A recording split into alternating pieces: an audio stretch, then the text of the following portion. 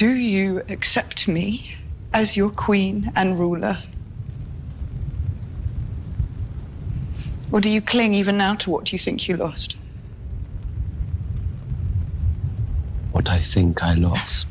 You did not lose it, you gave it away. Because you thought ever and only of your own glory and not of my father in his grief. Your father who was a needed coward you. who knew I was the stronger son, that I was the leader of men, and he was afraid to be seen in my shadow. Is that what you understand of your own brother? Oh, you know him better than I do. Who was raised at his side? Do you believe he made you heir because of your great wisdom, because of your virtue? How dare you? Or did he merely use you as a tool to put me in my place because he was afraid of me? Because he knew your legacy, unlike mine, would never outshine his own. He was not afraid of you, Daemon. He could not trust you any more than I can trust you. He was a fool who sought greatness but shrank from spilling blood to achieve it, and I see you will suffer the same fate. You struck down a child. It was a mistake.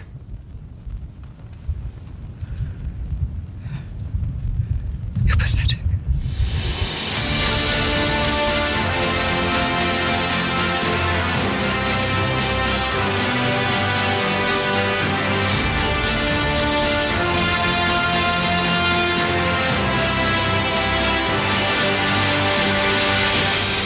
Welcome to the Unreal Hour. Hi there and welcome to our show. I'm Fiona. And I'm Emma. And this week is Season 2, Episode 2, Rhaenyra the Cruel. Ooh, what a title. The episode was directed by Claire Kilner and written by Sarah Hess. And props to those ladies, particularly Sarah Hess. It was a beautifully written episode. It was. It was all about the dialogue and wow, it was intense. It was. It was fantastically written. Very emotional, absolutely. What did you think of the episode overall? Overall, I felt like it should have been titled Guilt, Pain and Rash Decisions, because that seems to be a theme all the way through the episode. Oh, it really does. It really, really, really, really does. Wow. So, do you know what? There's so much to talk about. It was an hour and 5 minutes long. And it was all dialogue. Yeah. So let's get in. Right. Okay. So what do you want to talk about first? Actually, I'd like to talk about the opening scene first because I thought it was directed really, really well. Oh, yes, It was definitely. fantastic. It was absolutely amazing. Right. Let me bring up my notes on that scene. Right. Go for it. Visually, it was blurry. There was bloody bed sheets. All the servants are running around crazy, being rounded up by the guards. Yeah. It was chaotic. It was servants and nobles alike. Yeah. Anyone that was at the castle was just rounded out their beds. It was, there were sniffer dogs. I didn't actually notice that. Sniffer dogs, they were sniffing, I don't know if it was something of Jaehaerys's bedding or something like that in order to see if they could pick up the scent of where the rest of Jaehaerys was. It was an intense scene. It was. It was great. Anything more? No, just visually it was outstanding for an opening scene because of where we just left it. Yeah. It's just that first couple of minutes, the music, was there slow-mo? I don't know. I'm not sure. I did have a note on the string music. Yeah. It was great. Everything about that scene was fantastic. It was beautifully directed. I absolutely loved it. It was heart-wrenching. So we've got Aegon smashing up old Valyria after that, and wow, like well done, Tom Glencarney. Yeah, he was really going at that. And I watched a behind the scenes. Yeah. So don't worry, guys. It was a stunt double of old Valyria. The real one's totally safe. Okay, so no Valyrian statues were harmed in the making of this episode. No, not at all. The real one is safe. it'll be in a museum somewhere someday. Yeah, absolutely. Yeah. But yeah, thank goodness for that. So what else happened in the opening scenes? We had Aemond discovered in the passageway. Yeah. Yeah, that was, I mean, his face was expressionless. And yet I read 1,000 thoughts that went through his head. Yeah, and he finds the coin. Yes. And you're right, there was no dialogue. Everything was read on his face. Yeah. And he seems to have this realisation, oh, I was the target. Yeah. That sneaky Daemon. Yeah. So he knows. Definitely. So was there anything else on the opening scenes? Nope. Right, okay. My first thing that I would like to bring to the table is the guilt and shame. So Kristen, Cole and Alison. First of all, we have Alison's shame when she's grieving for her grandson, but mostly her daughter. Yeah. And the trauma that she's gone through as opposed to the actual loss of the child. But it is overbearing guilt that is causing her to completely break down. In that moment, she starts going on, the gods punish us, and I've sinned. I think she says that a couple of times in the episode. Well, yes, that was at the end of the episode with Otto after he'd been fired, right, yeah. And she says, "I'd sinned," and he's like, "I don't want to hear about it." Yeah. So it's like the shame that she is feeling is carrying with her this whole episode. It influences every decision she makes, every interjection she makes in the dialogue. Yeah. And then we have Kristen, the flip side of that, or her partner in shame, although his is slightly different because... Yeah, she's internalising and he is outwardly... He wants to share make his up shame. For the... Yeah, for the... He feels like he's caused it. Yeah, and instead of trying to put things right, he's trying to drag other people into his shame. The scene at Alison's door, for example, when he says that there's no absolution for what I've done, and that's a pity party. Yeah, this is a total pity party moment. And then later on, in fact, I think it's pretty much the next scene, or not too far behind it, within the next 10 minutes anyway, that he has that moment with Eric Cargill, and he's trying to then push his shame onto Eric Cargill. And the things that he says in that moment, in fact, I have that scene, so cool. Just play that. But before I do, I also want to bring attention to then at the end of the episode again, when he's showing up in Alison's room, you know, that again that's trying to drag Alison into his shame as well. But this scene with Eric Cargill completely sums it up as far as I'm concerned. So let's hear it. If I remember rightly, Eric Cargill could just feel his eyes burning in the back of his head when he turns round. What is this? It's a reminder of yesterday, I think. The procession was muddy. I'll replace it hence. Do it now. The night was long, Sir Kristen. And I had not eaten. If I could You defy my authority, Sir Eric. I do not. The white cloak is a symbol of our purity, our fidelity. Kingsguard are a sacred trust. You so easily sully our ancient honor. Oh my God, no, sorry, I can't. It's just, I can't. I have no words except laughter. Yeah, Eric's cloak isn't going to fix your shame, love. No. It's a symbol of fidelity. Yeah. Oh dear. I have heard, my lord. I'll remedy the error.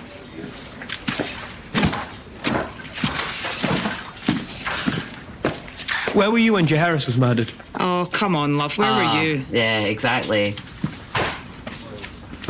With King Aegon. And you were not in the private quarters where you might have prevented the crime. His Grace wished to entertain his companions in the throne room. Well, if you had thought to go upstairs. Where were you, Lord Commander? Exactly. And why has Rhaenyra the Queen been granted no sworn protector? Surely once she ascended, she should... Oh, brother! Is a thief and a traitor to the crown. What's that got to do with that? Yeah. It's irrelevant to what he was saying. Yeah. You well know how it pains me. How are we to know that you do not secretly share his sense? I denounced him before the king. We were one soul in two bodies, yes. If I'd shared his sentiments, I would have fled with him. First, your brother betrays us. And then the young prince is murdered on your watch. You are mad, sir. Mad! You cannot think that I did this. Think has no relevance! You have brought disgrace upon our ranks. He's talking to himself again. Yeah. Yeah, it's total transference. And now you Big must time. restore it. How am I to do that?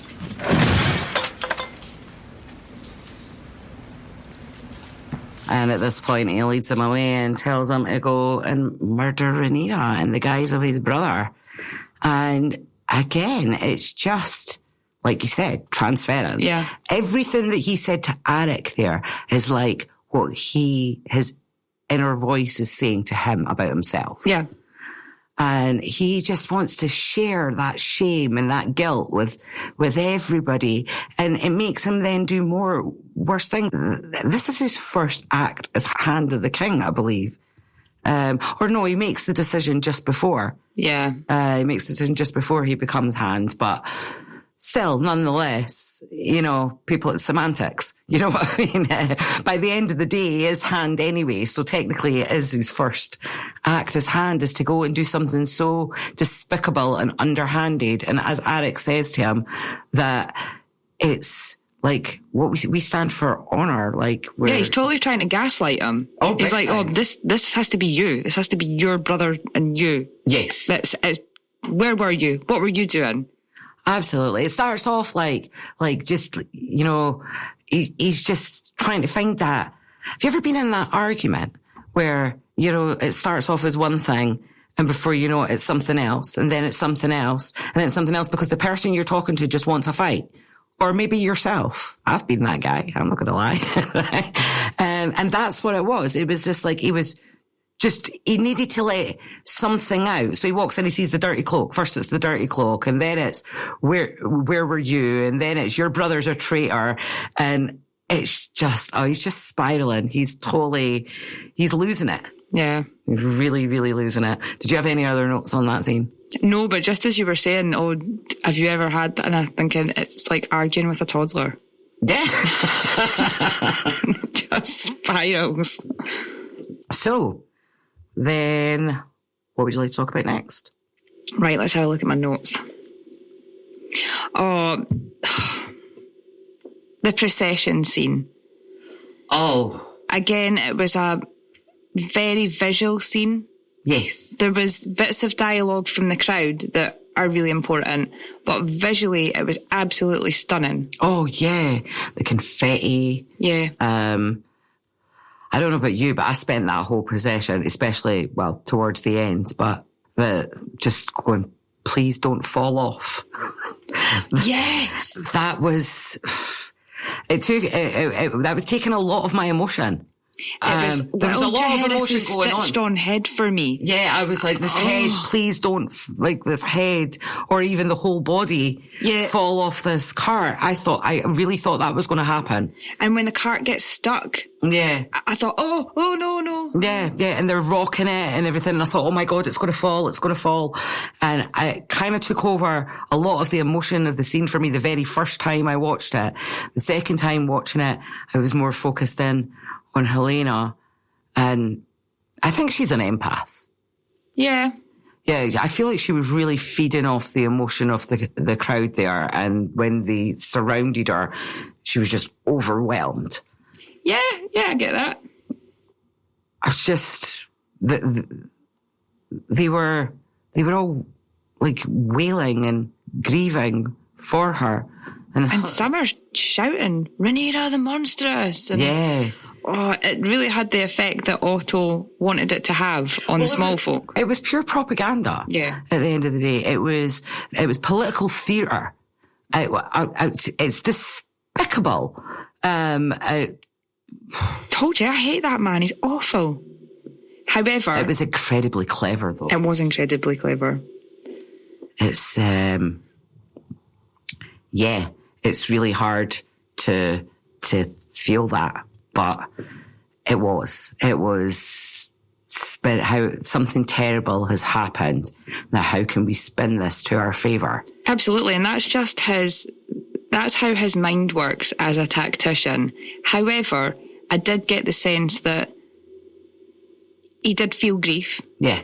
He was sad, but that's his coping mechanism. Yeah. To be proactive. Oh, yeah, he's very pragmatic. Absolutely. Yeah. But to use his daughter and his granddaughter and his little great-grandson, it's Spread awful. fake news. Yeah, and there's a part when he says, we must protect the king, of course. All right, so it's okay for you to send the women out. Well, yeah, that was at the end of the small council scene in which they planned that. Actually, I have that clip, and brilliant. As we've mentioned it, let's drop it in here. Yeah. Lord Jasper is correct. In one sense, we must determine what happened, and if we and the keep are still in peril, in another sense, of course. It doesn't matter. You mean to blame Rhaenyra? Tell the realm she has done this. I'll have the realm told nothing. We were assaulted within our own walls, within our own beds. I will not be seen as weak. You're already seen as weak, Aegon.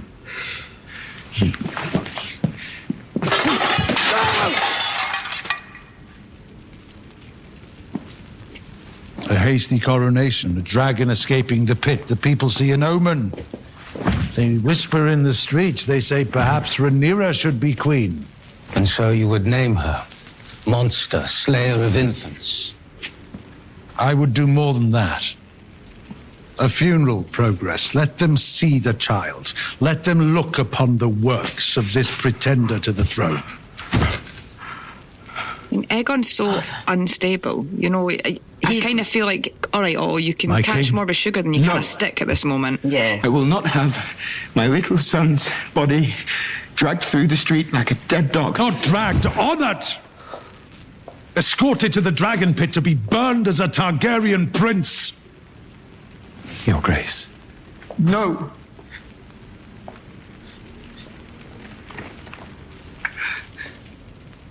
We never saw that Let part no of the one funeral. say I do not grieve. Jaehaerys was my grandson. I loved him. I will not have him die in vain. Those who declared for Rhaenyra, will they still support her when they hear of her depravity, or will they rather not renounce her? Jaehaerys will do more for us now than 1,000 knights in battle. He's just sobbing at this point, isn't he? Mm-hmm. You will have your war, Your Grace, but if you wait a short time, you may yet double your strength. Mother. Oh, yeah, and he turns to Alicent at this point, showing his real mummy issues. The hand sets on a difficult path, my darling, but it might be the right one. Let the Silent Sisters ready the prince for his final journey. And riding behind him, his mother, the queen, and with her, the queen dowager. I see what you're doing here, Otto. The realm must see the sorrow of the crown, the sorrow best expressed through its most gentle souls.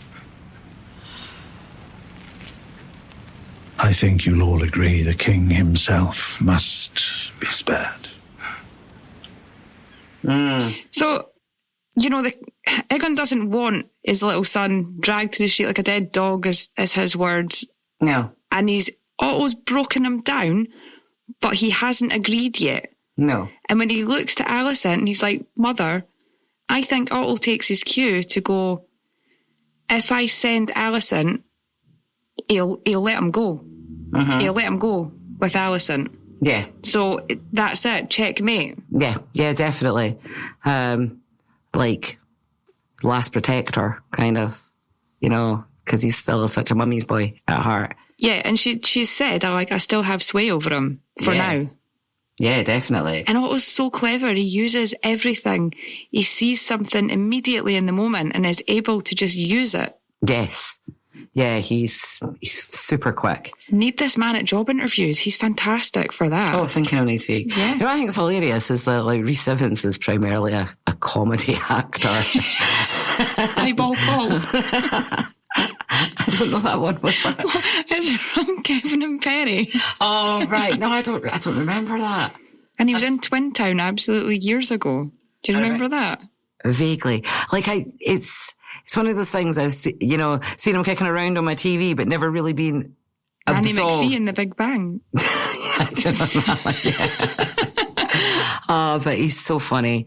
But he's it's just this playing this straight this straight acting role, and he's knocking it out of the park. Yeah, he's really, really good.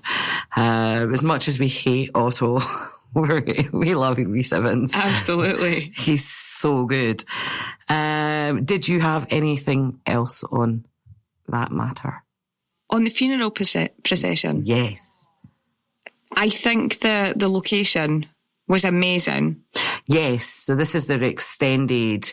I like that it started from the Doors of the Red Keep, which is their extended set. Yeah. I think they go for about 6 streets or something like that from the keep all the way out, and that's still the set. It's so cool. And then from there on, we're actually in the streets of Spain. Mm-hmm. Locations, Emma? Caceres and Trujillo is where they were. Excellent. And feels so real. To think that you're in a modern day Spanish city or town. Yeah. And it feels like this medieval type city. It's crazy. Absolutely. The behind the scenes, I think it was Emily Carey had said she didn't feel like she had to act. Yes, that's what I was just going to say, yeah. Because it felt so real being there. Yeah. And like she'd said that they did have quite a laugh, although it was a really, really heartfelt scene. It was difficult, but they did have such a giggle. Yeah, as soon as the camera stopped rolling, they were just having a laugh. They were singing show tunes. And yeah, which is great. I love that. No one's taking it all too seriously, because you can't take your work home with you like that. No, unless you're a method actor. No, I know. And it must be...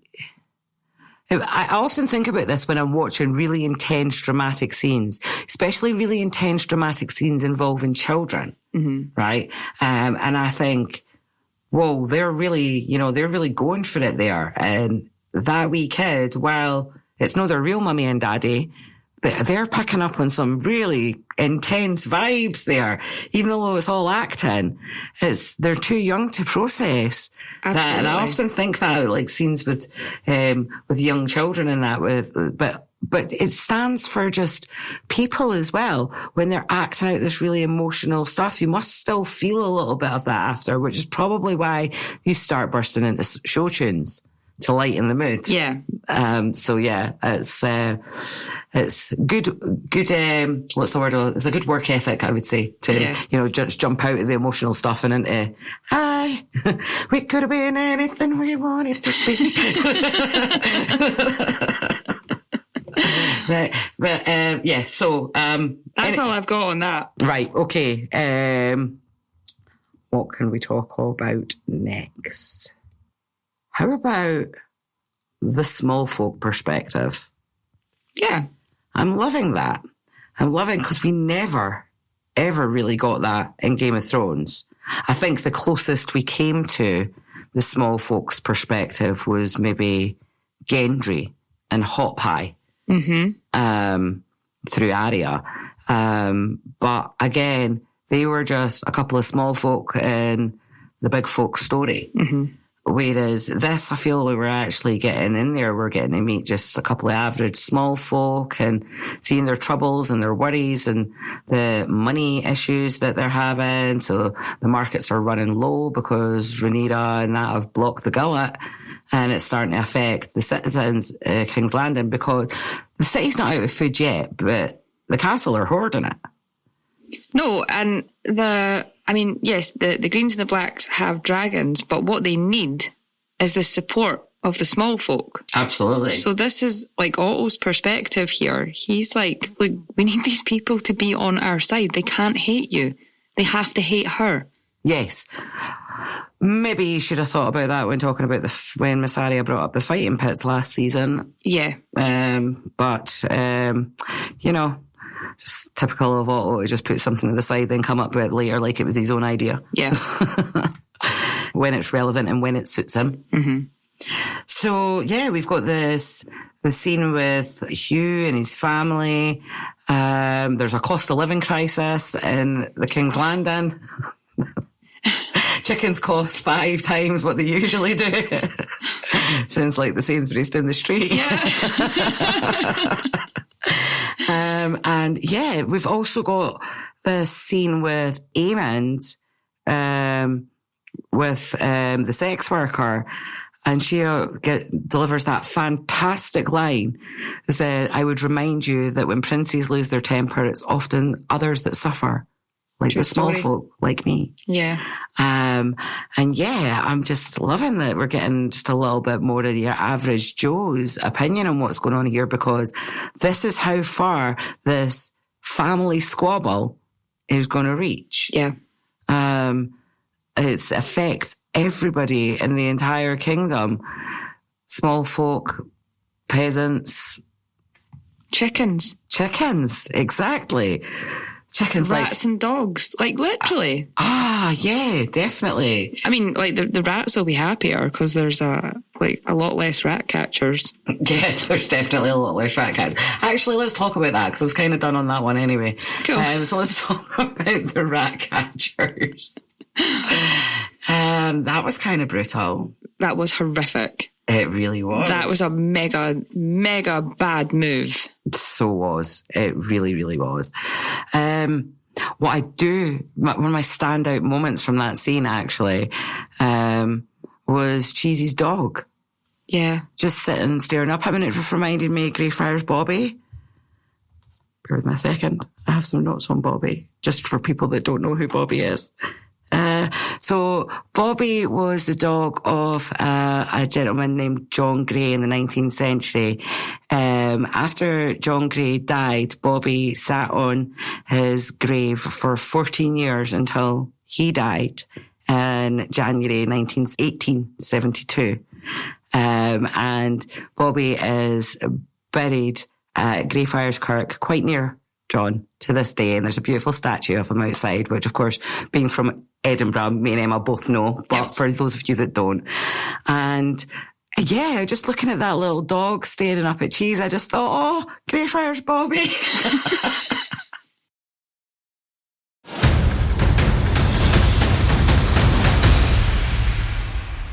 So, back to the rat catchers. So, this was really cool in the making of it. All right, okay. It was a mixture of real actors and prosthetics. Oh. So the real actors were hoisted up on hoists. So I've seen this on the House of the Dragon spell. Yeah, but absolutely.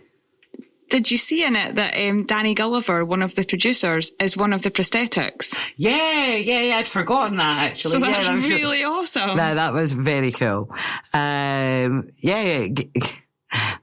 that world, actually, they've been quite good at just using what they have around them. Yeah. They cast the stunt coordinator as the Night King in Game of Thrones. He was actually the stunt coordinator.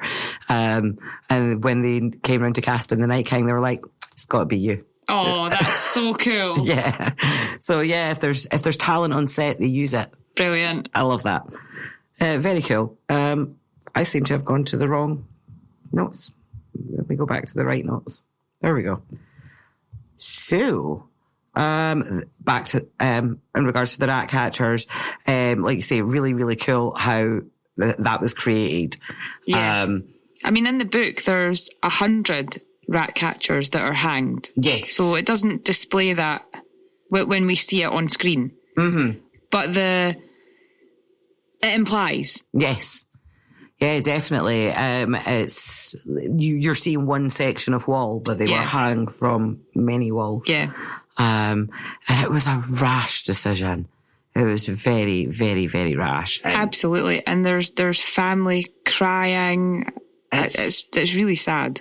It is. I mean, so many innocent people just... Yeah. I mean, they got cheese, but... Well, yeah, they did.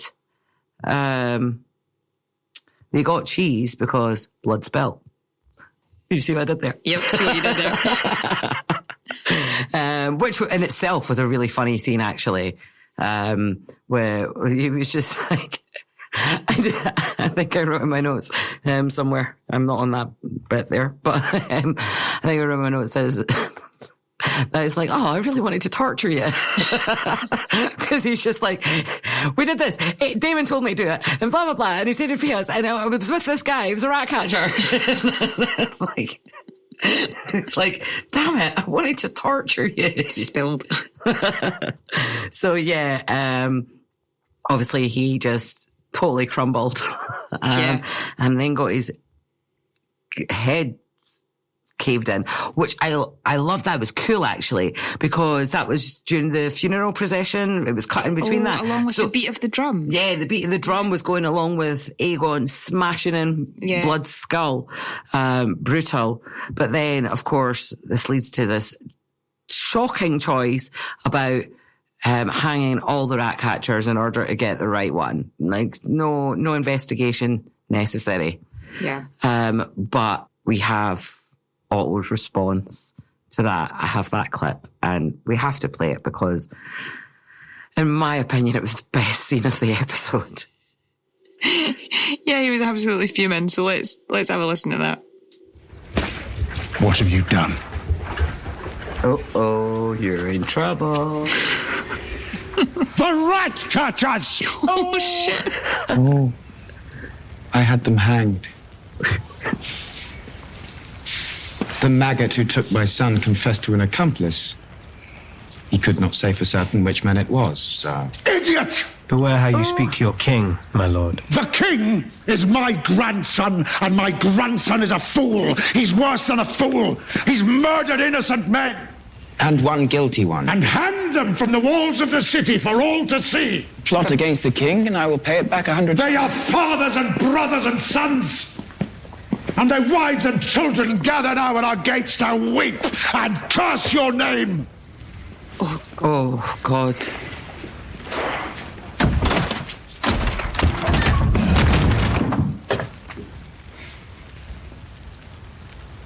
With your child's blood, we bought their approval. With your mother's tears, we made a bitter sacrifice against the deprivations to come, and you've thrown it away.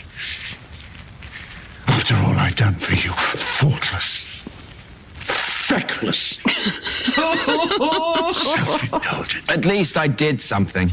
I have not answered injury to the crown with, what, wailing? Currying favour with the fishwives. I will not be thought weak. Even now, news of Rhaenyra's monstrous crime spreads through the realm. The great houses falter. They cannot but come to our side. I wish to spill blood, not ink.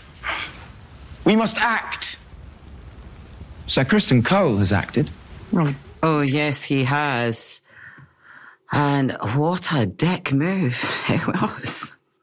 I just love that scene.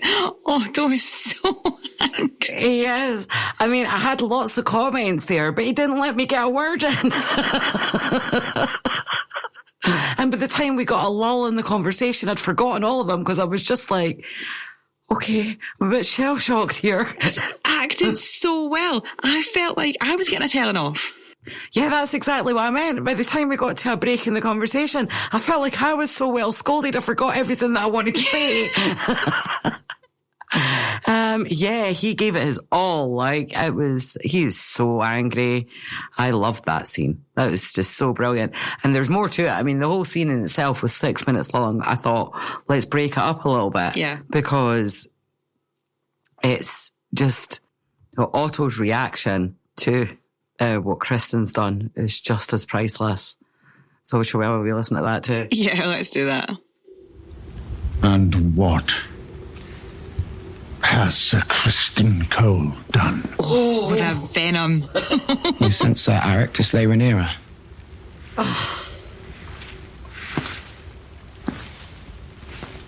alone. He's pretending to be his own twin. Brilliant.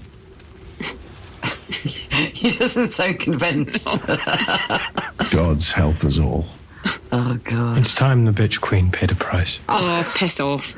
Oh, I'm just sick of hearing this now, eh? And you acceded to this prank without consulting me or the council. Instead of judgment, you display impetuousness and diminish us in the eyes of our enemy, ill-considered, trifling. Oh!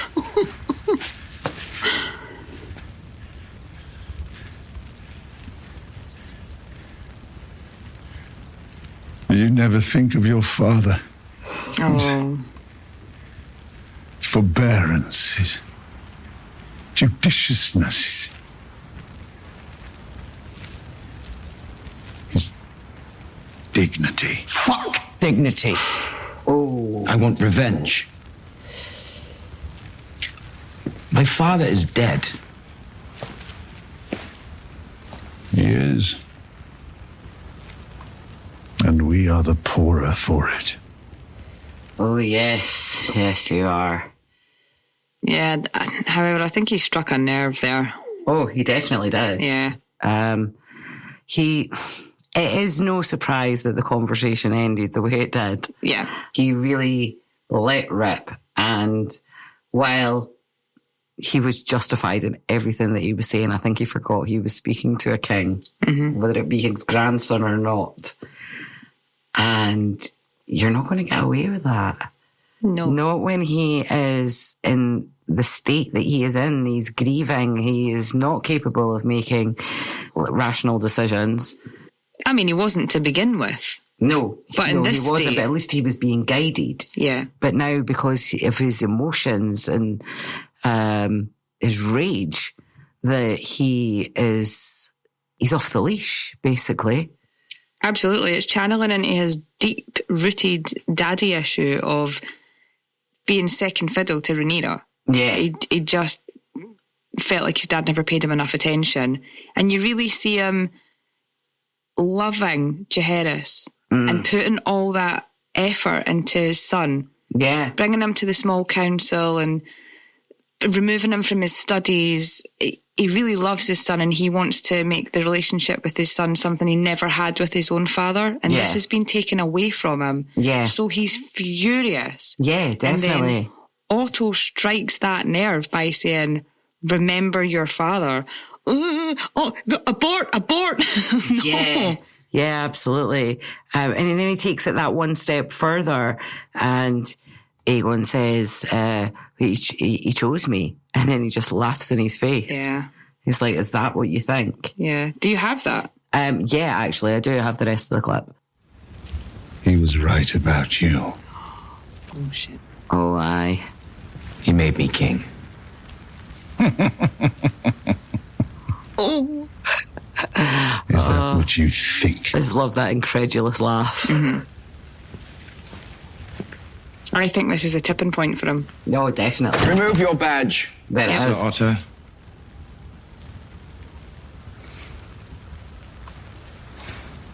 He just went that one step too far. And you see it You and all my over father's hand. Otto's face. He just goes, oh, fuck. Not mine. I should have just shut Take up it off. like 2 sentences ago and I would have been all right. You wouldn't dare. Oh, he would. I have dared. And I find it stimulating. So yeah, that's Aegon getting off on the power. Now he's starting to enjoy this role. And I suppose the grief that he's feeling, he has this way to channel it. It's pushed him, hasn't it? Yeah, it's made, certainly. I mean, it doesn't mean that he's ready to make the right decisions, but he's certainly ready to make some. Yeah. And it's what Alicent said. She said, he listens to me for now. She knew it was going to come. Yeah. And this has been the tipping point. Well, yeah, I mean, we saw in the previous scene that he was still like, Mum, what did I do? Yeah. Now But- Otto's hit the daddy button Yeah. and he's just lost it. Well, that brings me to his mummy issues, Yeah. because he's got some of those too. Absolutely. I Alison's definitely his go-to. And how many times have we heard him ask for his mummy or cry for his mummy or whatever? Now it's definitely she's definitely his go-to. But we see this scene at the end when Alison walks into his room and he's sobbing his heart out. He's absolutely broken. And I was shouting at the screen, Hug just him. give him a hug. Yeah, come on. I mean, what is wrong with her? It's her guilt. It's her guilt. She can't hug him because she blames herself for his grief. She thinks, if I hadn't been with Kristen Cole, Jaehaerys would still be alive. Maybe. And Aegon wouldn't be going through this right now. This is my fault. Maybe not. Maybe it would have happened anyway. Yeah, but I think that's, for me watching it, that's how I interpreted her reaction. Yeah, definitely. And what did you think? I thought pretty much the same, to be honest with you. She just couldn't deal with it in that moment. But I was willing her to just get past it. Please get past it and just give him a hug. He fucking needs you right now more than anything. And not just from the mother perspective of hug your crying child, which is definitely the bigger part of my thoughts on this, Mar, but there's also the pragmatic part, which is this is your moment to create a bond with him again, to be able to keep him under control to a certain extent, and be able to keep him from making these rash decisions. He's now pulling away and she's letting him go. Yeah, I wonder, I don't know, playing devil's advocate in this situation, not my personal perspective on it, but would she be, he's king, he makes decisions, I'm not there to pick him up, he needs to pick himself up. Not through this. No, absolutely not. But I wonder if that played a part in it, because she's lived quite a solitary life when it comes to feelings. Yeah, she's had to live with her own feelings. So there may be that element of, this is a process you have to go through.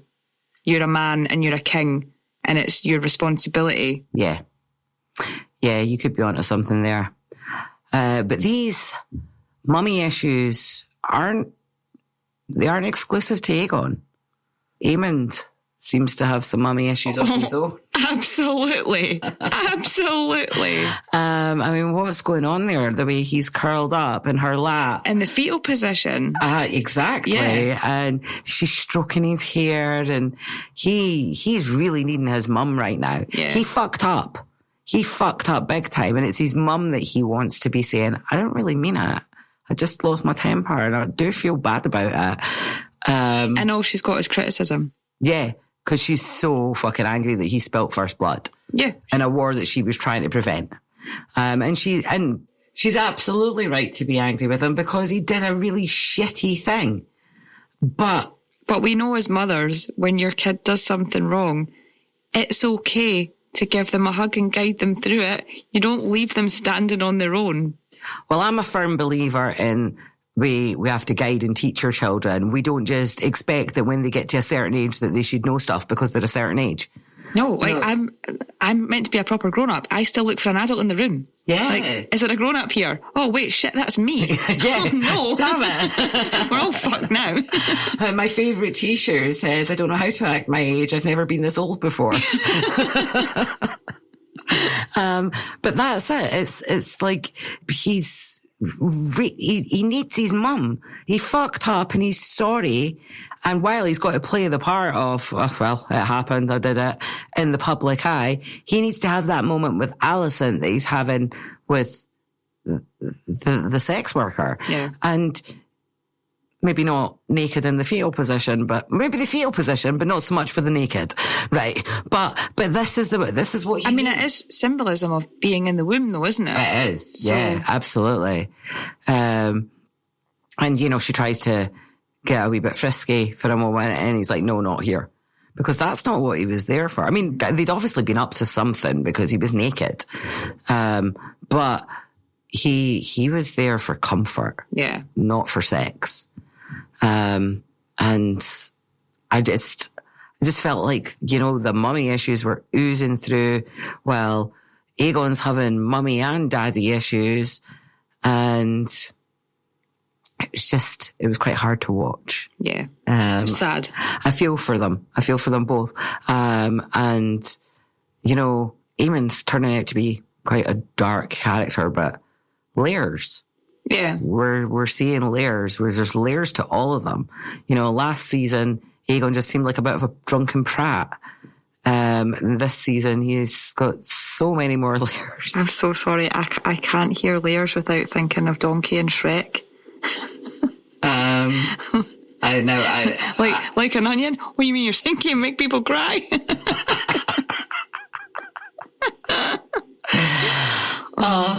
Oh yeah, God, I love those Eddie Murphy moments.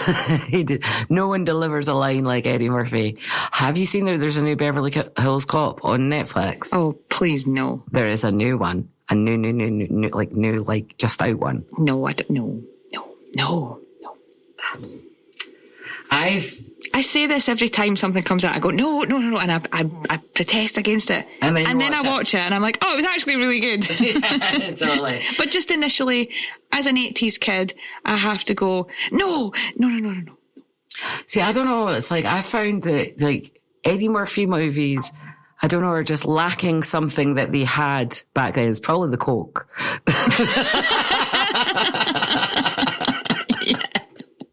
But I just don't get the same belly chuckles from Eddie Murphy that I used to get in the 80s and 90s. Maybe it's his age. Maybe it's our age. Maybe it's just the lack of cocaine. Yeah. Who knows?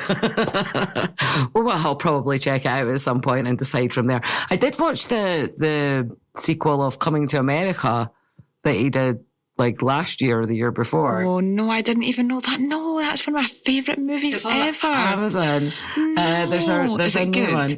It was quite good, actually. I got more laughs out of it than anything else he's done in the last 10, 15 years prior to that. Maybe it was just because I was getting that Coming to America nostalgia, and I might get the same with Beverly Hills Cop too. And I love the accent.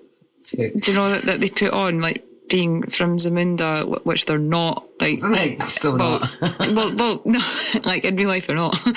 And I mean, when I was a kid, I would do the voice. There's no way I'm doing the voice now. That's not okay. But I can hear him in my head, and it just makes me giggle so much. Yeah, they were good movies. And like I said, the sequel was all right. I mean, I'm not. His co-star that played Simi also absolutely fantastic. He was hilarious. He was in it too. Oh, brilliant. Right, I'm going to have to watch it now. So yeah, really good. So I might have to check out the Beverly Hills Cop one as well, because Eddie's funny. Anyway, tangent. Tangent over, guys. Check it out if you haven't seen it. But if you don't like know the franchise from back then, it's probably not for you. Yeah. It's a nostalgia thing. Yeah. Like Cobra Kai. Cobra Kai's back. Yes. Anyway, moving on before I go off on a Cobra Kai tangent. Some of these guys could do with the teachings of Mr. Miyagi, I'm telling you.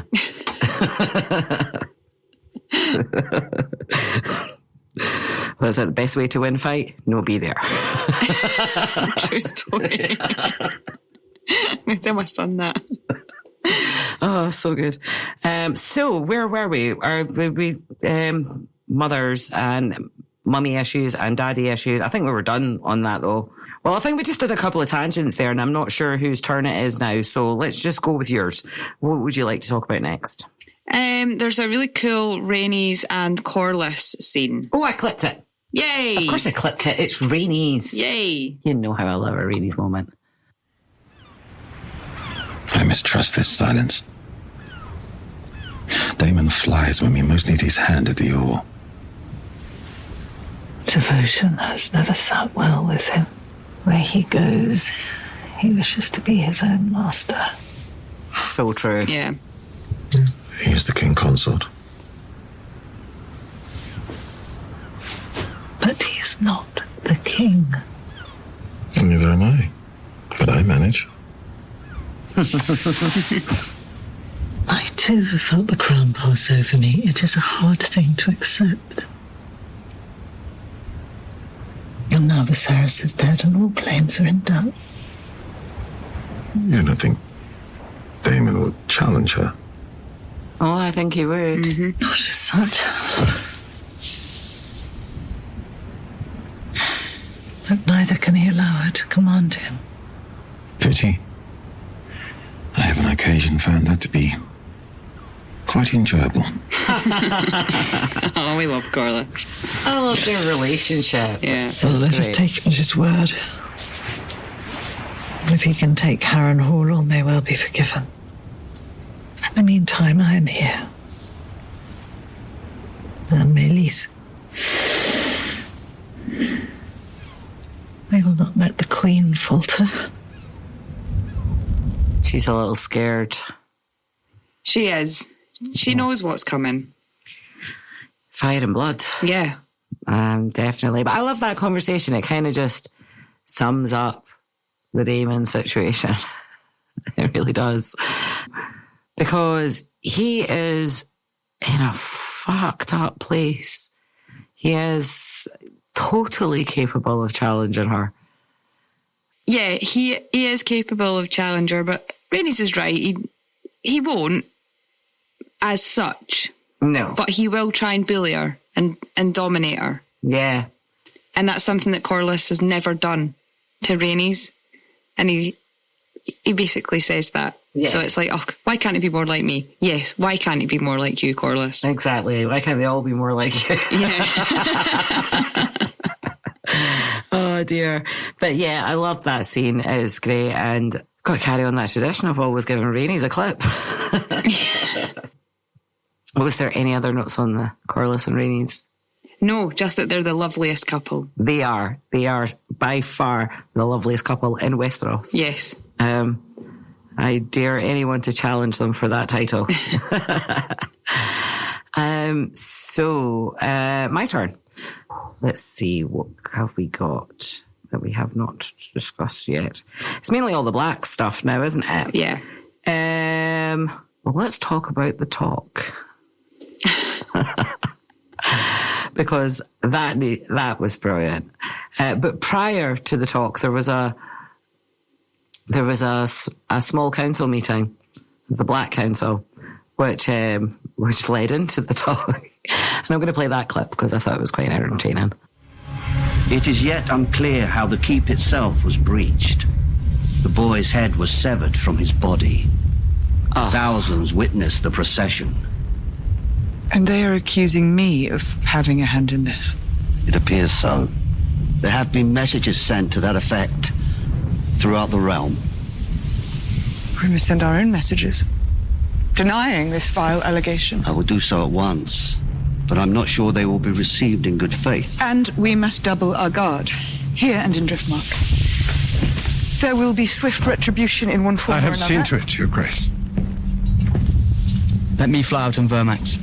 No. Rhaenys is needed in the gullet and I can watch for movements from King's Landing. No, you're grounded. Yep. It must be said that the damage to our position is immeasurable. At a time when we most need loyalty to our cause. But it's a lie. Having lost my own son, that I would inflict such a thing on Helena, of all people. An innocent. Oh, dear. Other people don't see it that way, though. No. The death of Prince Lucerys was a shock and an insult. A mother so aggrieved might naturally seek relief and retribution. Are you suggesting, Sir Alfred, that my grief drove me to order the decapitation of a child? I merely thought, perhaps, an action taken in haste. Mind yourself. Go on, Rhaenys. Definitely. I just love her one-liners. Brilliant. So good. And she has this moment, and she sits down and she's looking at Daemon, and then she's like, wait a minute, it was fucking you. You twat. So, doing that clip, it's that moment when the guy's like, okay, Your Grace, we know you didn't do it, but if you did... No, I bloody didn't. but if you did, we would understand.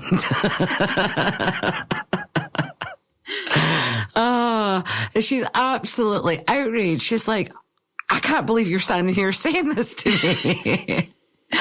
And who can blame her? Because, like, from her perspective, if I was accused of such a thing, I'd be outraged too. Yeah.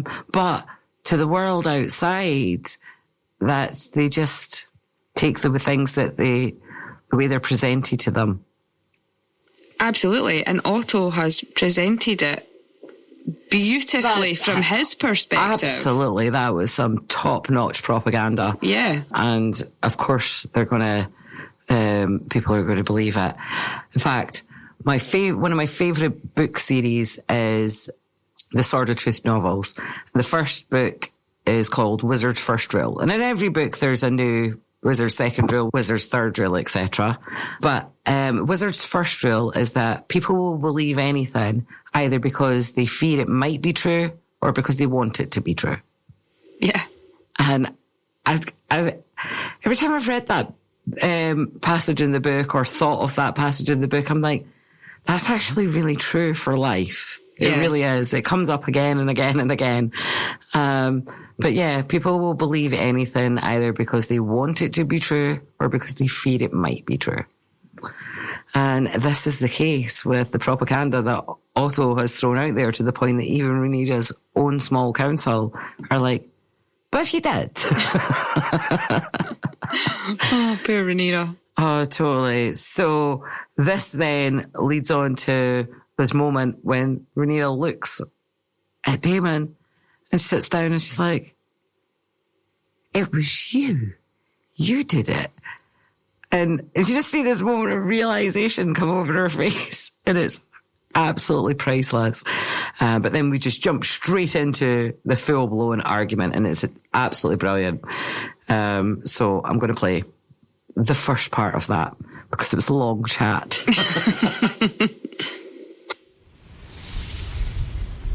Did you send assassins to murder children in their beds? I sent the Queen's vengeance for her son. What did you tell this vengeance? What did you say to him? Daemon, that the boy lies dead and I am accused of killing Miss Arya provided me with names and a subterfuge. I was clear in my instructions. Aemond, the brother of Aegon the Usurper. I cannot be responsible for a mistake. Cannot be responsible.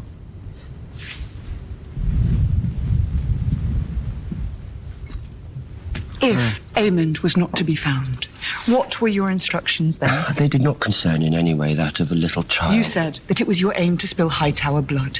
And if not Aemond, then anyone would do. No.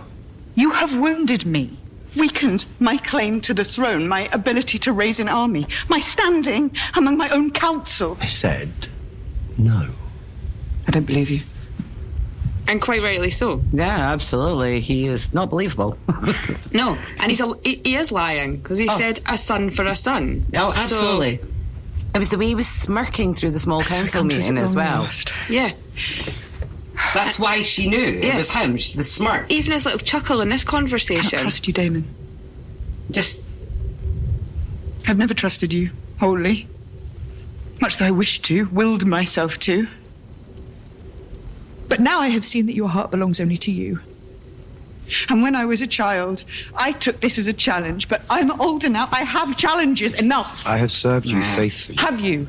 Or have you used me as a tool with which to grasp at your stolen inheritance?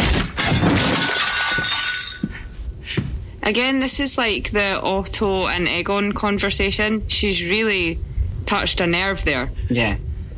She's really growing up. Yeah. That's she's what right. This is. She is.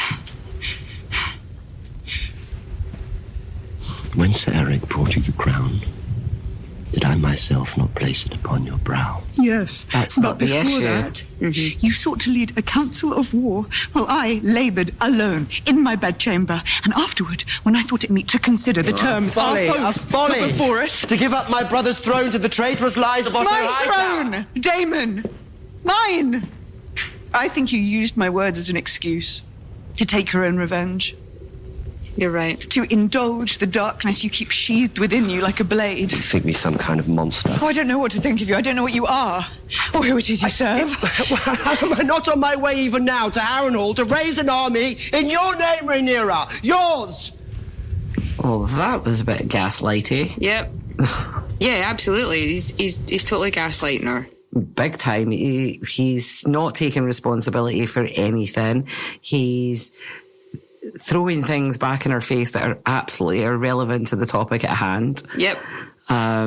His face completely gave him away. There's no getting out of it. She saw right through it. Yeah, he's so immature. Really immature and narcissistic, and there's just so much going on there that's just like, Daemon, we used to like you. Like, what happened? You fucked it, love. He really did. Gave in to his bad boy impulses. And we liked his bad boy impulses. Before he was murdering children. I mean, to be fair, he was murdering women before that. Yeah, I think roughly around the time he murdered his wife, he started to fall off a bit. But he still had a few moments for me after that in which I liked him. But it was nice to see the Daemon smirk again. But maybe for the wrong reasons this time. And then he storms out, spitting the dummy afterwards and ignoring Bela. But he's just stroppy the whole way through it.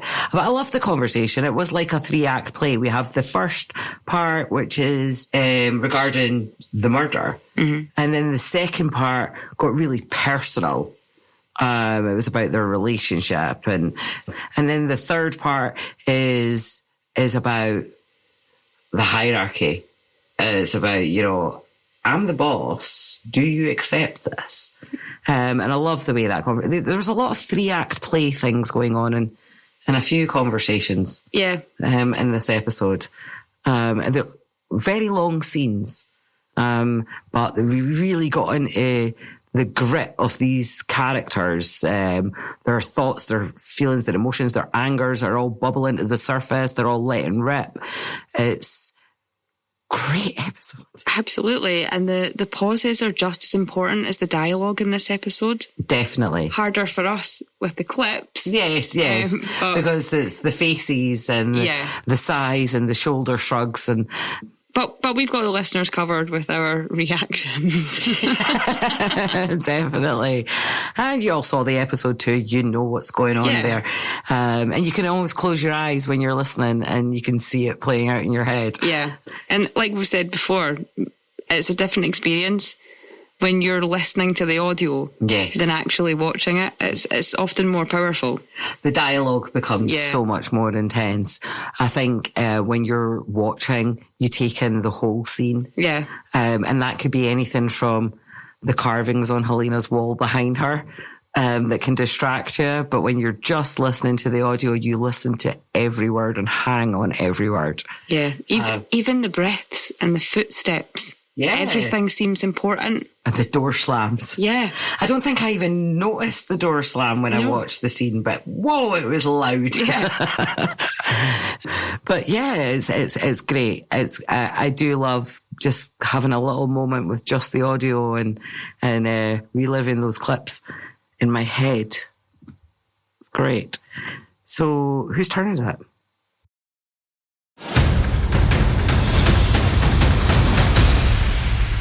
I think it's my turn. Excellent. What do you want to talk about next? There's a lovely moment with Jace and Bela. Oh, yeah. Loved it. And they're so honest with each other. You really see the strength in their relationship. Yes. And I love that, unlike the rest of the 3-act plays that were going on throughout the Shakespearean dialogue was missing from this scene, and it was just two teenagers talking. They were talking normally. They were with such honesty, and they're total. Well, Bela's bitching about her dad. Sometimes I think I hate him, she says. Yeah, and she's totally justified. He's like stormed out on Rhaenyra, raging, walked right past her and completely ignored her. She's like, Dad, and he just keeps walking. Yeah. There's a moment where Jace almost admits that Harwin Strong is his father, and it's the first time you ever see that admitted. Oh, it was the unspoken thing. Yeah. It was. They were both very clear of it. That's what they were talking about. It was an open conversation without actually saying it. Yeah, and he's not offended in any way. No. You just see the level of honesty and love that they have for each other, which is just so nice. Yeah. I love the love that he has for Rhaenyra too. Yeah. That was really beautiful too. He was just talking about, when he first starts talking about, oh, he did this and he did that, I was like, right, which one is he talking about? Yeah. And I was like, right, Rhaenyra. And then we talk about Harwin. And I just thought it was just so touching to just have this moment. And it was also awesome watching Bella with a crossbow being badass. Yeah.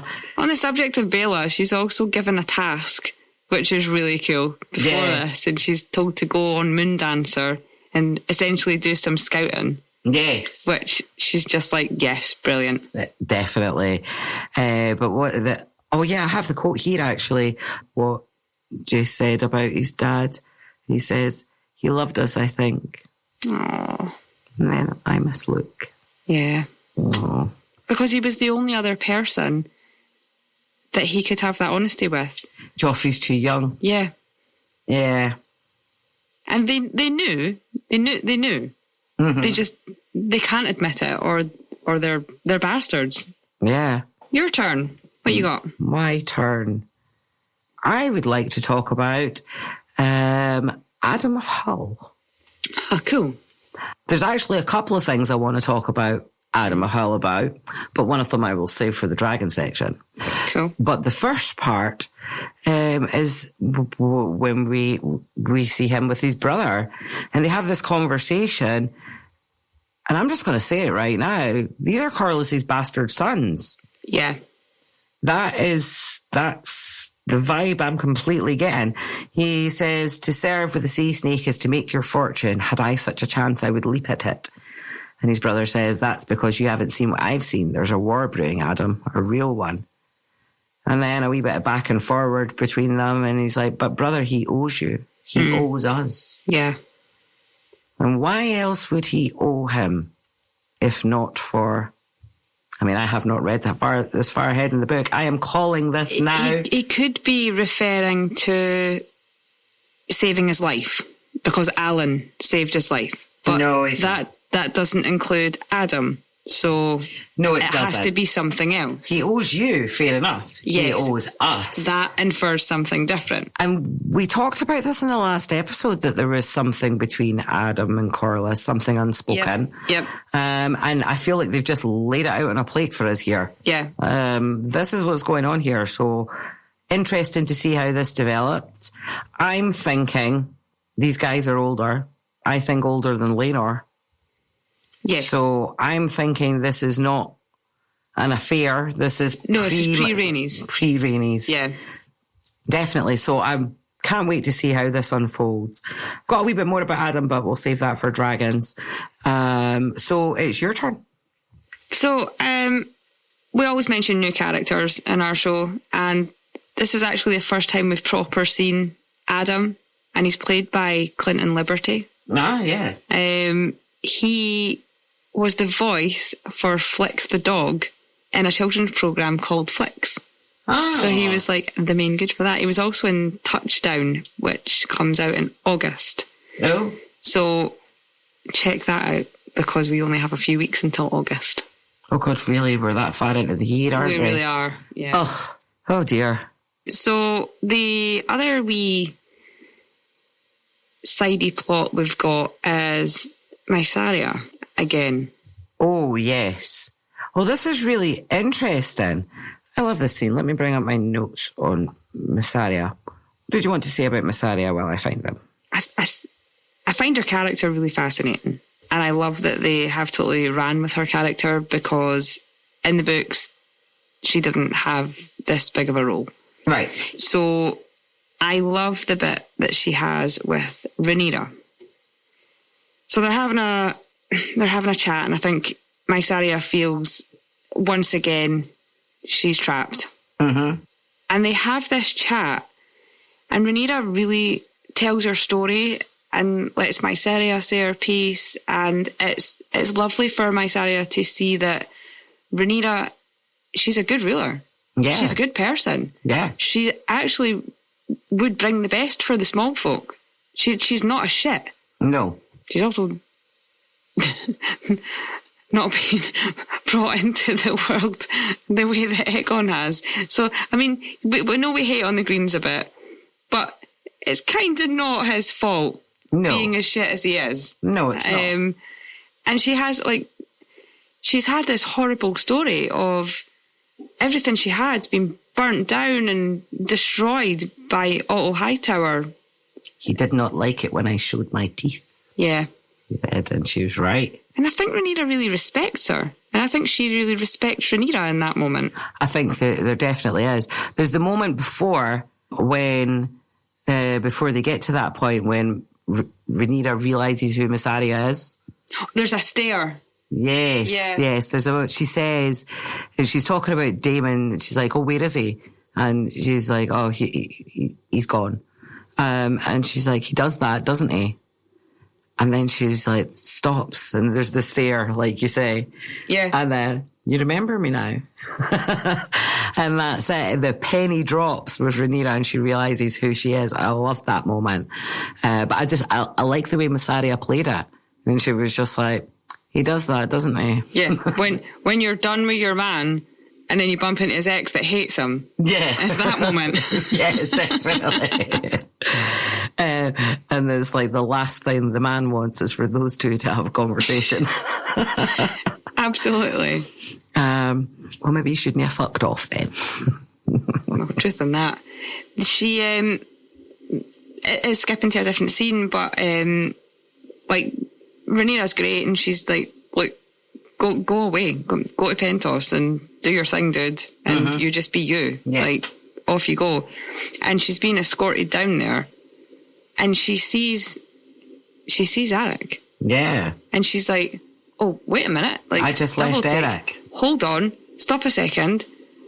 Oh, shit. That's not right." No, because the last thing Rhaenyra said to her said, "Eric, take Mysaria to her quarters to get her stuff and then have someone take her down to the boat." Yeah. So he had obviously taken her to her room, and then she's went straight to the boat. How could he have got there so quickly? I did like the way that they cut the scene, and it made me go, did she go back? Did she tell them? Did she tell someone else to go tell them? Did she just go? Did she think, fuck it, I've lost enough shit, I'm not getting involved in anybody else's bullshit? Because who could blame her? And I think that's what she did. I think she went, oh, maybe, nah, fuck that. I've already lost everything. Yeah. Fuck this, I'm going. I could lose my life. Yeah. So I'm going. Yeah, and who could blame her if that was the choice she made? Yeah. But she didn't. She came back. Yeah. And she let them know, and well spotted. Absolutely. Well spotted indeed.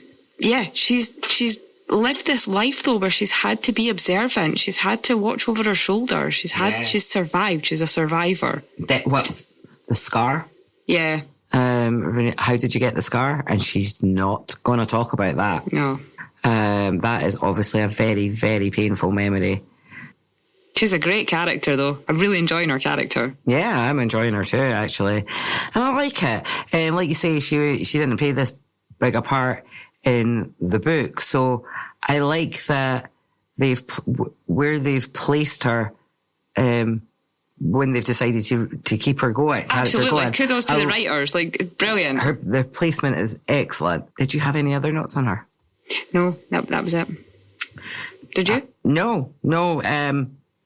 I just thought both scenes with her and Rhaenyra were great. Yeah. And well spotted on the Cargills. Yeah. And I suppose that leaves us with talking about the Cargills. The fight. The fight, indeed. This was long awaited.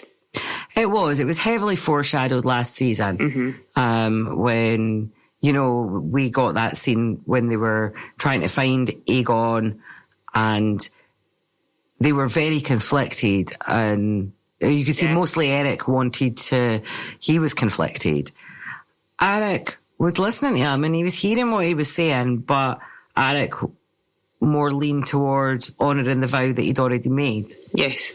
And they've went their separate ways. It was inevitable that these guys were going to fight. I mean, quite rightly so, though. They made a promise and a vow to one family. Yeah. It wasn't, it was said, I'm not sure where, but... Last episode. It wasn't their fault that the family split apart. Yeah. So... When they all start fighting each other, what am I supposed to do? I think he said, Eric said, in the last episode. And here's Eric as well. And I don't think we give that enough air earlier, that part of the conversation with him and Kristen Cole. Kristen sends him on this suicide mission. Because, let's face it, that's what it is. Whether he makes it and actually manages to carry out his task, as soon as he's done it, the game is up. He will be caught and he will be killed. So it is a suicide mission, and he's outraged by it. But he also swore a vow to obey the Lord Commander of the Kingsguard. And I think that honour is a very strong theme here with these brothers. They are very, very honourable men. They just saw things differently in this one moment. One of them decided to go with who he thought was the better option, the right option, because of what he had seen of Aegon. And he thought Aegon was not a good person. He was not right for the throne. So he made a choice based on his opinion. Yeah. And Eric made a choice based on the vow he had made. And other than that, I don't think they differ that much. Yeah. I think they're both very, very honourable. And the fact that they ended up in this situation it's devastating, really. It was sad. It was very, very, very sad to watch. The fight scene itself was fucking brilliant. It was choreographed where I was going to go next. Amazingly, wasn't it? The fight was outstanding. It was so clever. Some inside information that we got from the making of, but I love that they matched their wounds, so it was harder to tell them apart. I actually followed it quite well, I would say. First watch, I was like, I don't know who's who. But I figured it out by the end. But second watch through it, I feel like, I followed that. I was quite sure who was getting pummeled at what time. So Luke and Elliot Tittensaw that play Eric and Eric, I know, they filmed the whole thing. Like, they did that whole fight scene apart from one bit. So it was Rowley Erlin that's the choreographer, and he absolutely refused for them to do the bit smashing into the pot.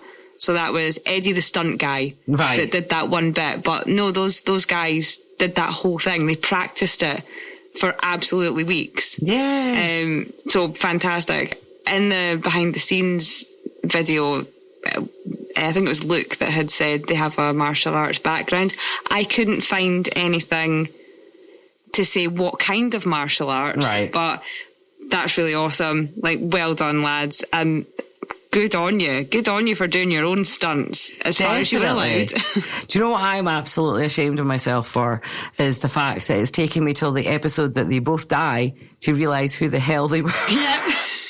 Because they both played Carl in Shameless. Yeah. And it's just like, and do you know, every time I've seen them on screen and also on like interviews and behind the scenes stuff and everything, I've been thinking, I know him from somewhere. But where do I know him? And I just couldn't place them until you told me last week they were Carl from Shameless. I never saw it until I saw something I recognised, but I couldn't place it. I'm usually so good with this. I'm like, this is IMDb. But this is, Carl was a teenager. And I was a teenager when I watched this. Well, I was early 20s, but yeah, it was so long ago. And I could see, now that I know, I'm like, oh my God, absolutely. Can't unsee it. But I can't believe it's taken me this long to realise who it was. And I didn't even, by the way, kudos to the fact that I didn't even know that Carl was played by twins. Yeah. Yeah, great no acting. idea. Yeah. I just thought it was one lad that played Carl. No idea. There was two of them. So fantastic there. They've shocked me on an old show and a new one. Yeah. Go on, boys. But they've done a fantastic job. The fighting, the stunt work, the choreography that they practiced for hours and days and weeks and months. Did I pick that up right from the VT that they had, been practicing when they were at home and stuff as well? Yeah. Yeah, right. I don't know if I just made that part up or if I did. No, I don't think you did, because I took that from it also. Yeah. So, yeah. When you're acting with your brother and that, you've got all that downtime at home as well. Absolutely. They put so much work into it. Biggest roles of their careers, and they've done a fantastic job. Sad to see them go. That was very sad how it ended. It's very Shakespearean end, wasn't it? Absolutely. Yeah. So tragic. Why do you think he killed himself? To be with his brother. I think he couldn't live with the shame of being a kinslayer. Yeah. All of the above, maybe. Yeah. Yeah. I think it was, maybe not even so much just a kinslayer, but a twin slayer. A twin slayer. That's worse, isn't it? Yeah, definitely. I think that was something he just couldn't live with. If I have to do this is the last thing I ever do. Yeah. Sad. So which one was he? What? Which one?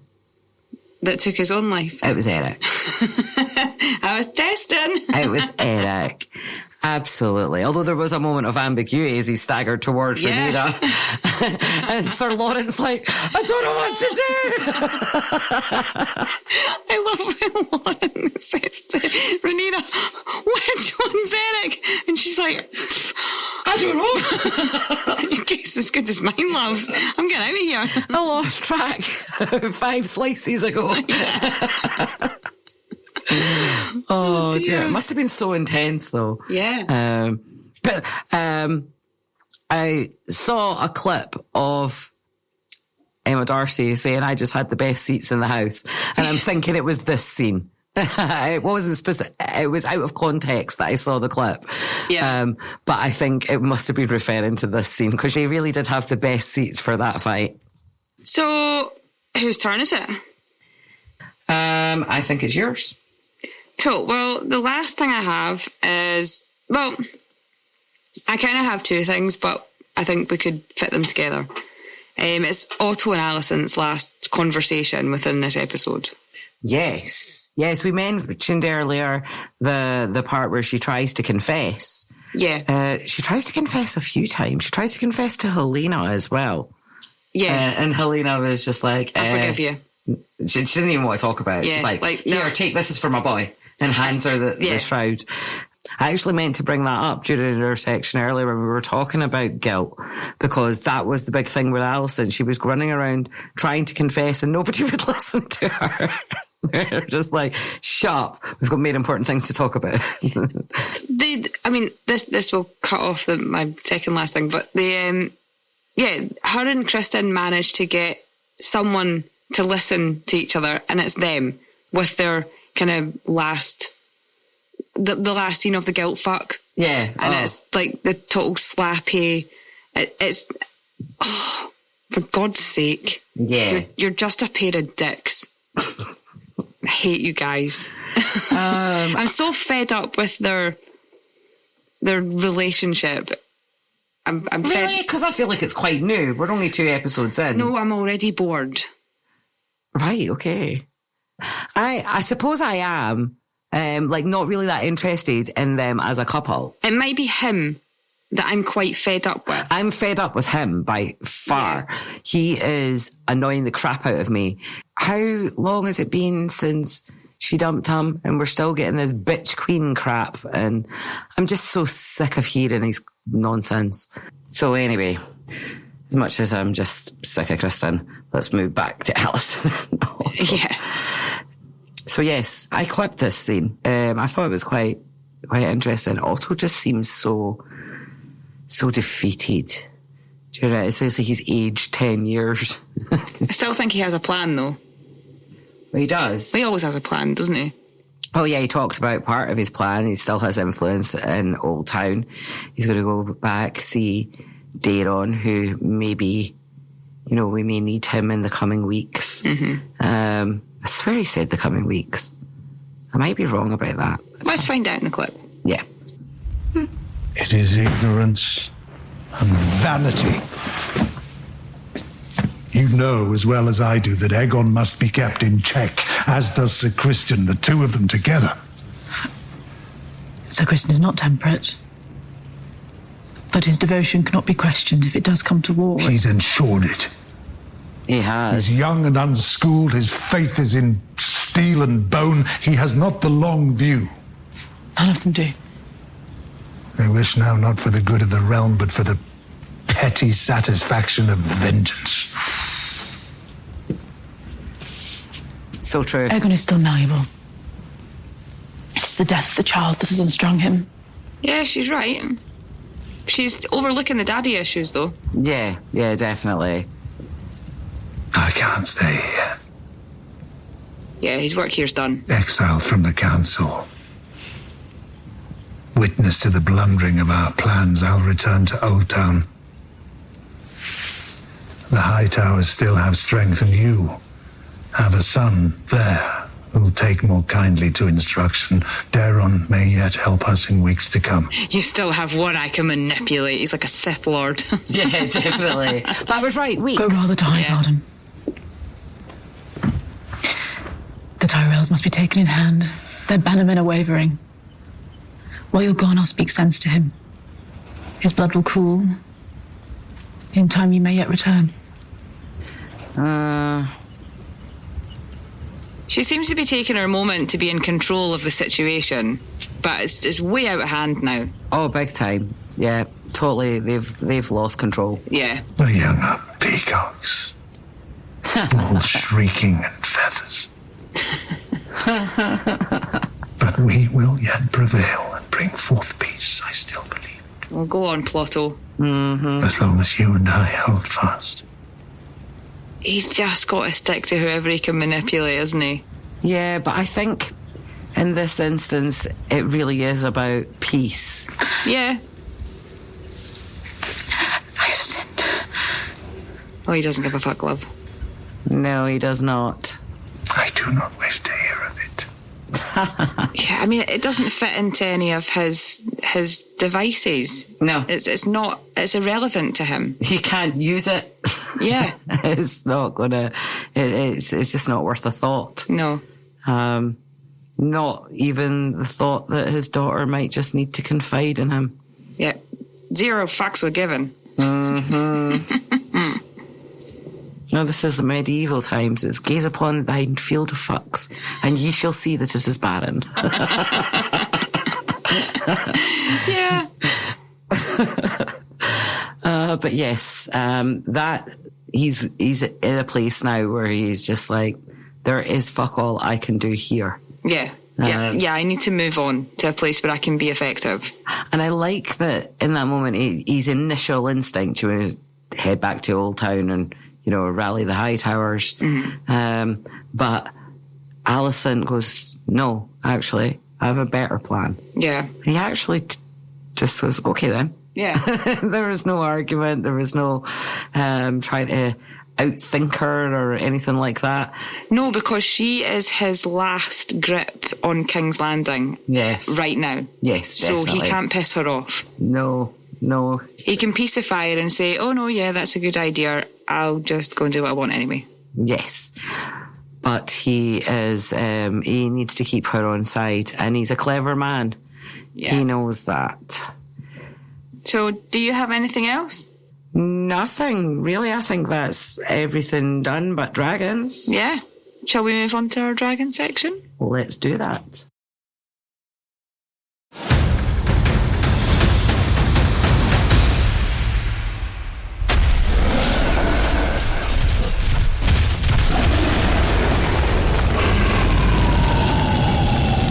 So, dragons this week. What do you want to talk about first? So I did think it was really cool when Daemon goes off on his strop on Caraxes, and all dressed in armour, and Caraxes is looking all fabulous, and the music was intense, and it was very... The movements of Caraxes it was all very cool. Yeah. I love the way... Caraxes' movement was awesome, but I also noticed the way Daemon moved in the saddle.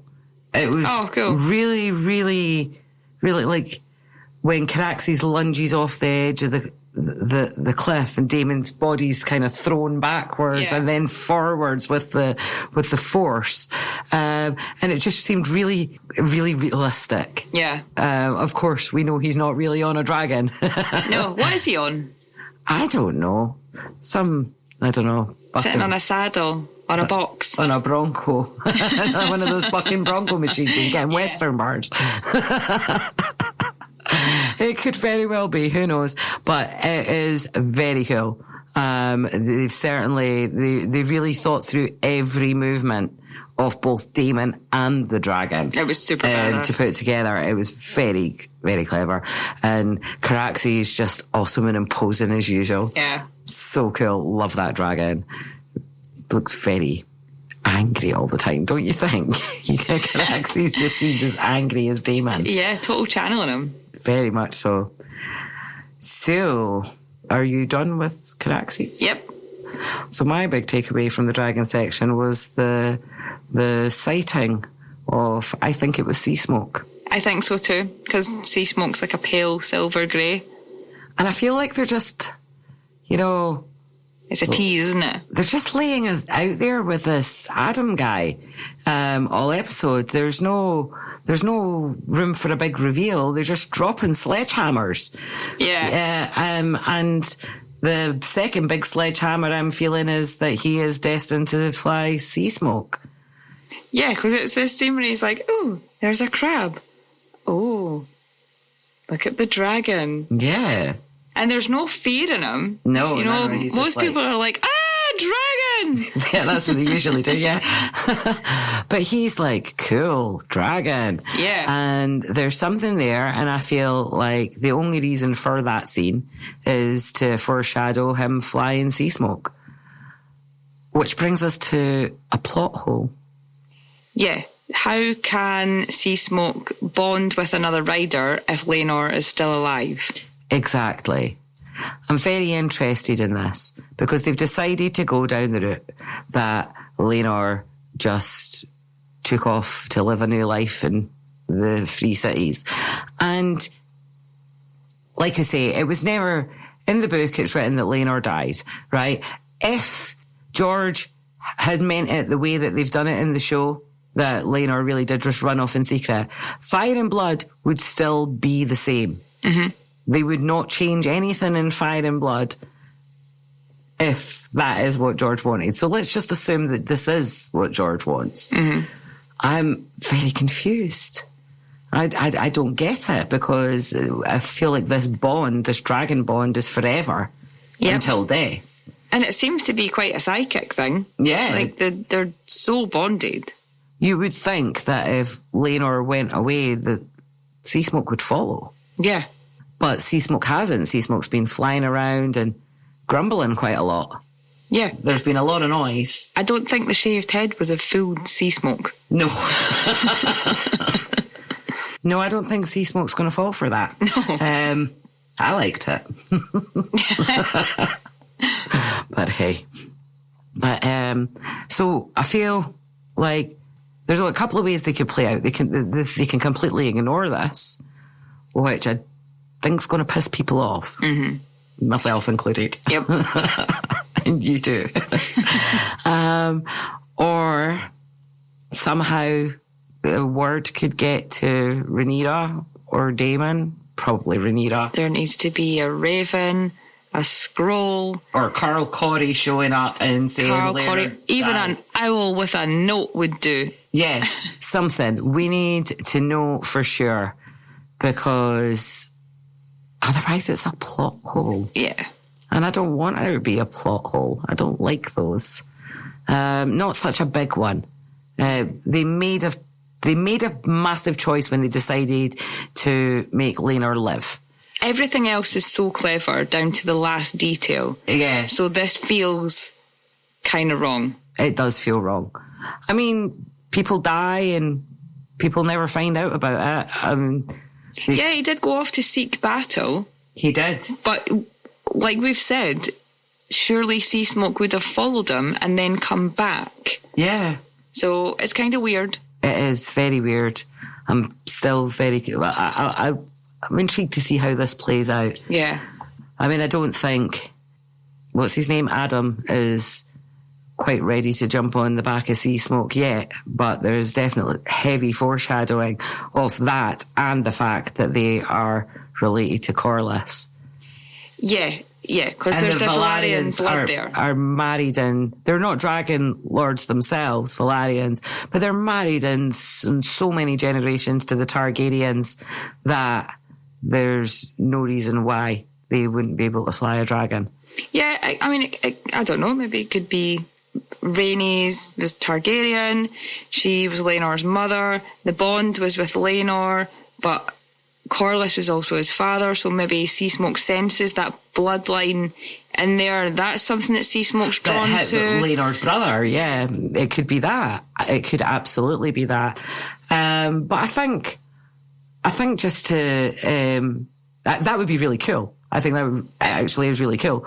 But even if they didn't make it that complicated, just that the Valyrians are basically Targaryens anyway, would be explanation enough. Yeah. But I like your idea. Yeah. I do. Did we have any other notes on this? No, it's a very, very small dragon section this week. 8. And that moves us on to our RIP section. It does. First of all, we said goodbye to Blood. Yes, we did. Who spilled all over the floor.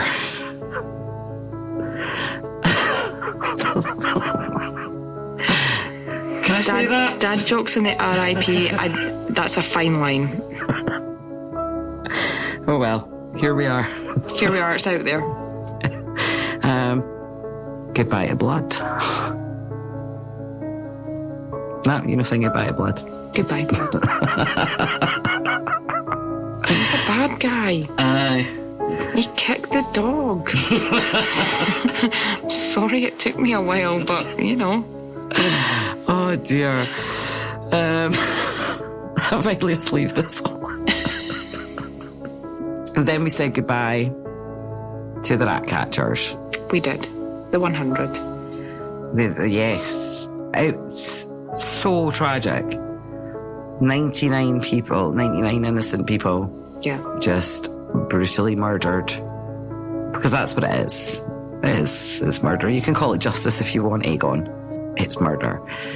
But one guilty man at least saw his end. Felt right sorry for his dog, though. So, goodbye to the rat catchers. Goodbye. And finally, we said goodbye to the Cargill twins. And thank you for your service. Very much so. They were both loyal to the end. It's a very, very tragic end for twins. For brothers anyway, but more so for twins. It's... it was a very, very sad end, but I don't know what else to say, Emma. Help me out here. Rest in peace, Eric and Arik. Yes. And that brings us to the end of RIP. Time for a few fun facts. Woohoo! Yay. What do we got? So, the duel of the Cargill twins differs from the books in a couple of aspects. His true intentions were never fully known and had conflicting reports, whether his target was Rhaenyra or one of her sons. It was not known as it didn't happen in front of Rhaenyra. Ah. In the books, the Cargill twins had ran into each other by chance in the hall, and they fought to the death. It was never mentioned that Eric fell on his own sword and took his own life, since no one saw the entire fight. The only thing known was the brothers had delivered mortal wounds on each other and both died from it. That's sad. That is sad.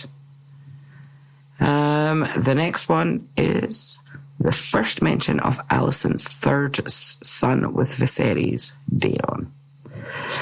Similar to the books, he is fostered in Old Town, the seat of House Hightower. In the books, Daemon is the most loved of the Queen's sons and is a very important figure in the war. He has yet to appear on the show. Looking forward to that. Mm-hmm. And our next one is the legendary fight between the Cargill twins that happened during this episode was immortalised through song. Oh, really? Farewell, My Brother by Lucian of Tarth is a popular song that is still being played in Westeros during the reign of Robert and his successors. Oh, cool. Olenna has guards named after the legendary twins, Eric and Arik, also mocked as left and right. Awesome. And finally, Aegon exclaims, "I am the king," twice after destroying his father's model of old Valyria. This could be a reference to Tywin's words. Any man who must say, "I am the king," is no true king. Oh. I like that. I like that too. It's very true. And that is the end of fun facts. Because we dropped all the other ones in during the scene they were relevant. And that brings us to the end of our show. It certainly does. So next episode is yet to be named. Yeah. So we will find out basically hours before it's released what its name is. But I am looking forward to it. Yeah, me too. It's going to be great to see how the story progresses. Absolutely. Any predictions for the next episode? What do you think? Oh, I'm not sure how it's going to go. I know. I'm expecting some movement in the war, but we shall see. Yes. Because right now it's a lot of stabby. Yes, I'm not sure how quickly it's going to progress through the story, so it's difficult to predict how the next episode will go. Will we see more dragons? I bloody hope so. Yes. Right, so in the meantime, here's how you can contact us. If you want to contact us, you can head over to our website, theunrealhour.com, where you can find links to our social media and Patreon to review, like, follow and subscribe. You can also leave us a voice message that we may use on the show. Finally, you can email us at talk@theunrealhour.com. If you like what we're doing here and you want to support the show, then you can visit patreon.com/theunrealhour, where you can subscribe for ad-free listening, early access episodes and exclusive content. If you don't want to commit to a monthly subscription, then you can buy us a coffee at buymeacoffee.com/theunrealhour. All your donations will go back into the show to cover costs and keep the lights on. Once again, thanks for listening. Until next time, keep it unreal.